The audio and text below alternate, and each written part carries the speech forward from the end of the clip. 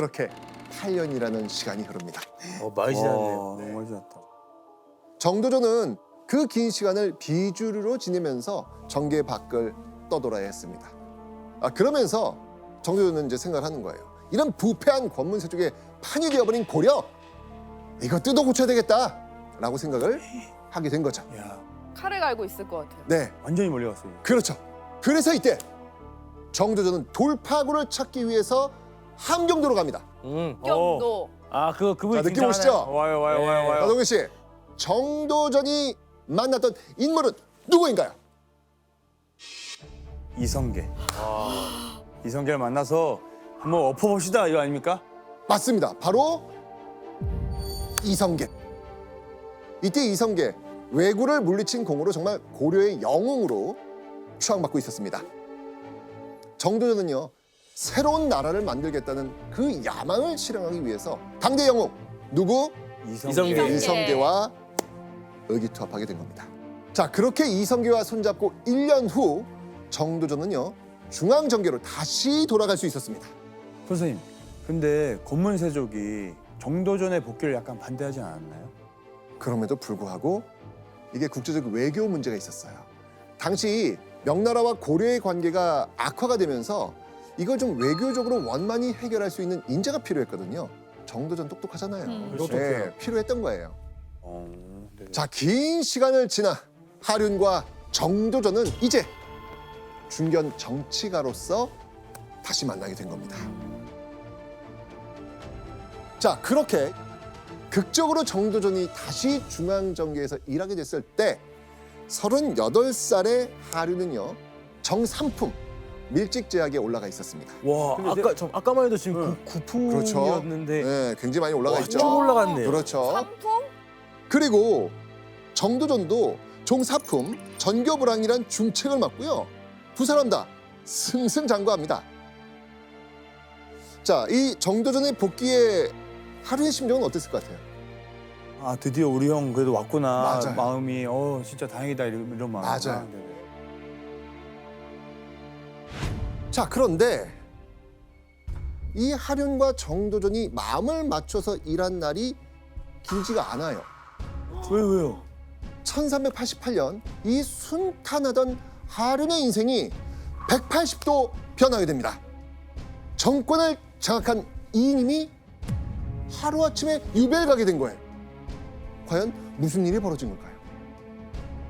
바로 이님이 아파서 일선에서 잠시 물러난 사이 그 뒤를 이은 이님 일파들이 심각한 부정부패를 저지른 겁니다. 그 횡포를 더는 봐줄 수 없었던 우왕이 이님의 공백을 튼다 결심한 거죠. 갈아치워야겠다. 그렇죠. 그렇게 우왕이 명을 받고 고려 최고의 장수 이성계와 최영이 부패한 권문세족들과 그 가족들을 모조리 잡아 죽입니다. 이님은 신이 목숨 건지고 유배를 가게 됩니다. 고려의 정치 구도가 완전히 뒤바뀌는 권문세족 숙청, 어마어마한 사건이 벌어진 겁니다. 자, 그렇게 이라는 태풍이 휘몰아친 고려에서 희비가 엇갈린 두 사람이 있었으니 네. 그 두 사람은 누구였을까요? 정도전 하륜. 그렇죠, 맞습니다. 하륜과 정도전이었습니다. 바뀌었다. 이제까지 정말 문과급제하고 순탄하게 축축축 올라왔던 사람 하륜, 어떻게 됐을까요? 근데 뭐 잘못은 없으니까. 아니 그때 그래도 같은 파잖아요. 하륜은 곤장을 맞고 유배를 갑니다. 하륜 역시 단지 이님 가문의 사람이다라는 이유가 있기 때문에 결국 정계에서 이런 방식으로 내쳐졌던 겁니다. 뭔가 이 사람 인생이라는 게 이게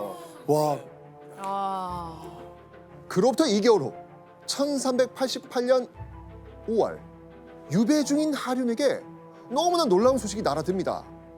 자, 조나단, 고려를 완전히 뒤흔든 사건이 벌어지는데요. 어떤 사건인지 혹시 아시나요? 완전히면 그걸 것 같아요. 위화도 해군. 맞습니다. 위화도 해군. 이성계는요, 위화도 해군으로 우왕을 폐위하고 창왕을 세우면서 정권을 완전히 장악합니다. 자, 그런 이성계 옆을 지킨 이성계의 오른팔 정도전 어떻게 됐을까요? 이제 포상했을 것 같아요. 맞죠. 이제는 뭐 맞아요. 이제 이 정도전은요, 이성계의 참모로 활약하면서 위상이 우뚝 서게 됩니다. 하륜은 유배 생활을, 정도전은 권력의 중심에, 하륜과 정도전의 상은 완전히 역전됐습니다. 자, 그렇다면 이때 하륜의 심정은 어땠을까요? 아, 인생 무상이다. 그러니까요. 뭔가 자꾸 동전 같아요. 딱 붙어 있는. 한쪽이 보이면 한쪽이 안 보이는 그런 느낌? 참 우리가 오늘 이 시간을 느끼면서 우리가 항상 떠오르는 그런 말이 있죠. 네. 인생은 새옹지마라. 네, 아, 예. 진짜. 과연 하륜의 관직 생활은 여기서 끝일까요? 유배지에 있던 하륜은요, 위화도 회군 이후 고려 중앙에서 온 명을 받게 됩니다. 어떤 면? 어떤 명이었을까요? 필요하니까 복귀해요. 에? 복귀야? 복귀? 설마. 복귀 명령이었습니다. 오. 왜요? 예, 사실 기록상 그 이유가 잘 확인되지는 않아요. 그런데 그 당시 정황을 보면 그 유배가 있었던 이이님이 그 1388년에 유배지에서 사망을 해요. 아. 또 나름대로 이이님이 이제 공을 세운 것도 있었던 그런 인물이다 보니까 일종의 면죄 같은 것들이 일시적으로나마 시행됐던 것 같아요. 또 하류는 뭐 특별히 뭐 부정이나 비리에 연루됐다라고 하는 그런 정황도 뭐 확인된 것이 없었기 때문에 쉽게 풀려날 수 있었던 것이 아닌가 이렇게 좀 생각이 됩니다. 자, 그렇게 하륜은요, 짧은 유배를 마치고 완전히 달라진 고려 조정으로 돌아오게 됩니다. 자, 그런데요, 돌아온 하륜이 마주한 고려 정계의 상황은 어떻게 변했을까요? 자기가 있었을 때 있었던 그 선배 후배 같은 분들은 다 없어지고 뭐 완전 달라졌죠. 이성계는 완전 뭐 어. 최고에 있고 정도전은 그 옆에서 이제 그죠? 판 자체가 완전히 바뀌었겠죠. 권력을 장악한 이성계와 정도전 일파는요, 고려를 바꿔야 한다는 명분 아래 급진적인 개혁을 추진하기에 여념이 없었습니다. 자, 그런데 이런 어수선한 상황에서 개혁을 추구하고 있었던 이 신진 사대부들이 두 갈래로 나뉘면서 전국이 더욱 혼란스러워집니다. 자, 바로 고려는 그대로 두고 해단이 있는 정치 제도를 고쳐 나가자라고 하는 온건 개혁파, 왕조 자체를 바꿔서 근본적인 개혁을 추진하자는 급진 개혁파, 이렇게 나뉜 겁니다. 자, 그렇다면 하륜은 그럼 어느 쪽에 섰을까요? 이게 중요해요. 이제 이렇게 나뉠 때 줄 잘 서야 돼요. 줄 잘 서야 됩니다. 네. 정도전은 어느 쪽이에요? 정도전은 이 급진 개혁파겠죠. 하륜 입장에서는 그냥 정도전이 갔으면 나도 가야겠다. 왜냐면 정도는 지금 파워가 어마어마하게 세니까 음흠. 따르지 않았을까 싶어요. 자, 하륜은 온건 개혁파였습니다. 온 거네. 그러니까 이 선택에는요, 주변 사람의 영향도 커요.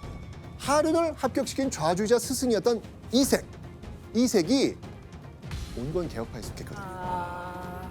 그거 거기를 선생님 따라갔군요. 따라갔네요. 그렇죠. 자, 그런데 이색 스승 밑에 하륜은 온건 개혁파, 정도전은 급진 개혁파.